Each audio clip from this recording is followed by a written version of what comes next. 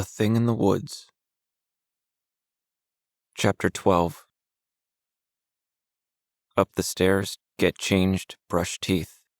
This had been my nightly routine for as long as I could remember, but after everything started happening, it became more like a death march.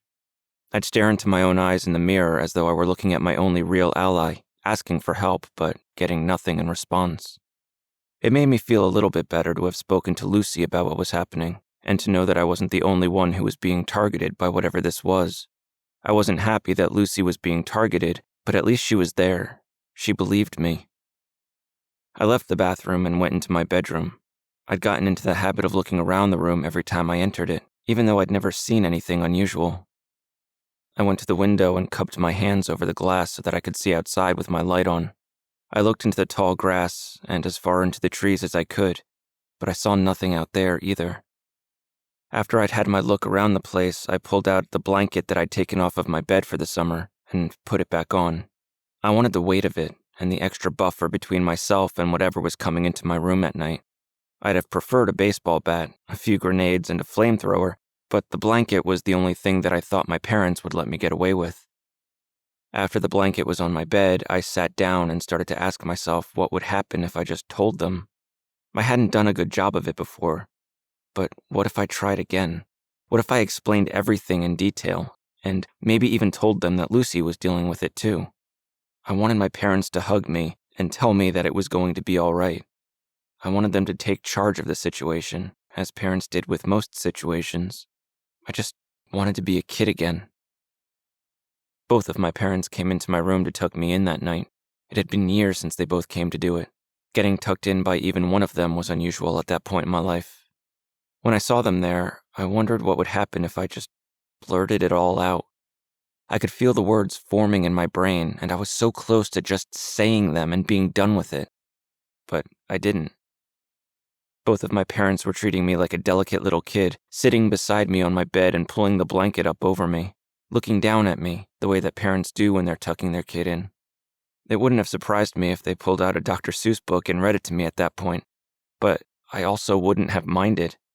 Despite the fact that I was way too old for any of this, I wanted to feel the way I had when I was 5 years old.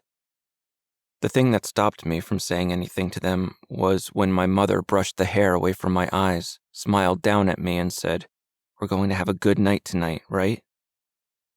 I forced a smile and nodded, but I said nothing. The question made me feel sick. It made me feel as though I had done something wrong and now my parents wanted me to behave myself. As if I had caused all of this, and now I was just a burden that they had to deal with. In that moment, with no care toward whatever might happen that night, I just wanted them to leave. After some time, trying their best to make sure that I was calm and settled for the night, they turned off the light and left my room. They left my door open. They didn't even bother to close it partway this time, which made me feel like I was being monitored. I can tell you how it felt from my perspective, but I can't tell you why I felt this way. When I think back on it now, of course my parents were going to keep an eye on me. Why shouldn't they have? But even as I think back on that time in my life, the feelings boil up in me and I resent them in some small way, because I was so scared and I was so completely alone. I heard the laugh outside again. I don't know how long I had been lying there, trying my best to fall asleep without any luck. I know that by the time I heard the laugh, the house was dark. The door to my room was wide open, leading into a dark abyss from which anything might come without warning. The laugh was distant at first, but it continued, and it moved. It was closer and then farther away. It was as though a child were running around outside. I closed my eyes. It was starting, and I didn't know what else was going to happen. But if something did come into my room, I wanted it to think that I was asleep. The logic of this cannot be explained. In my childish head, it made sense. Today, I would think that closing my eyes would make me feel vulnerable, but back then, it was my only form of defense. The laughing went on, and the longer it lasted, the more it twisted into something unnatural and terrifying. It sounded like a child, but it wasn't. It was wrong, and every cell in my body knew that it was wrong. I pulled the blanket over my head. It was hot. I hated the feeling of my breath on my face, but it was a small price to pay for protection. The sketch of the two children that I'd seen in the newspaper was still clear in my memory.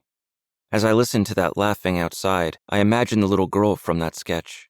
I pictured her in a blue dress, the same color as the shirt that I'd seen poking through the mud beside the river, blonde hair blowing in the wind as moonlight reflected off of it. The longer the laughing went on, the clearer the image of the girl became in my head. I must have been half asleep, thinking about her running and playing and kicking and screaming. Then the laughing stopped. It happened so suddenly that the silence woke me up, though I kept my eyes closed and the blanket pulled safely over me. Silence can be so full at times. It can have weight to it. That night, the silence stretched on, but I knew that something was out there.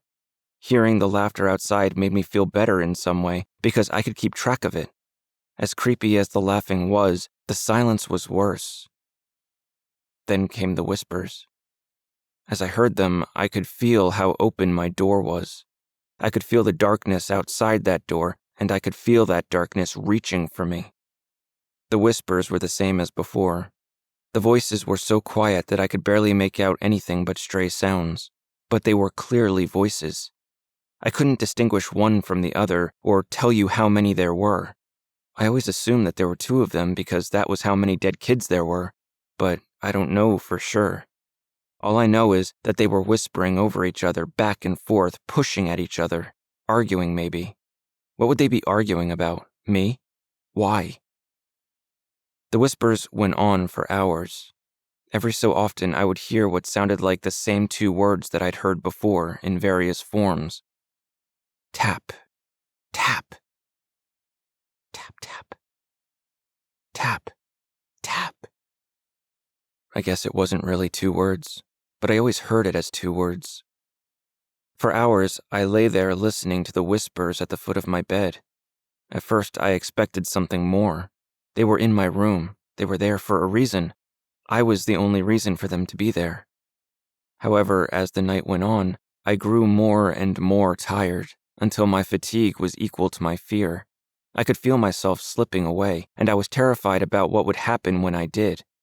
Each time I started to doze, I caught myself and woke back up, trying to remain still and keep my eyes closed.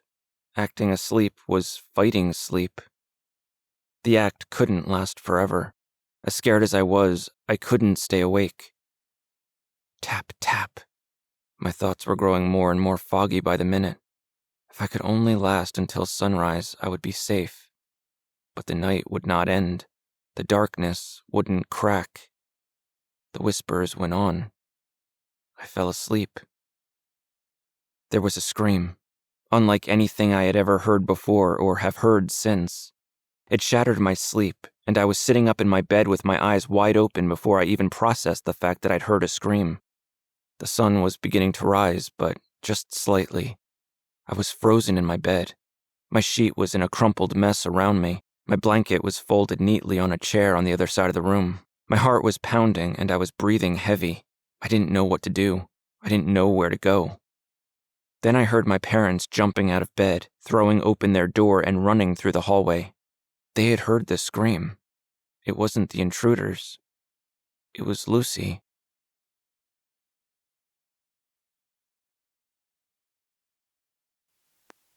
This is the voice of the Embers, where stories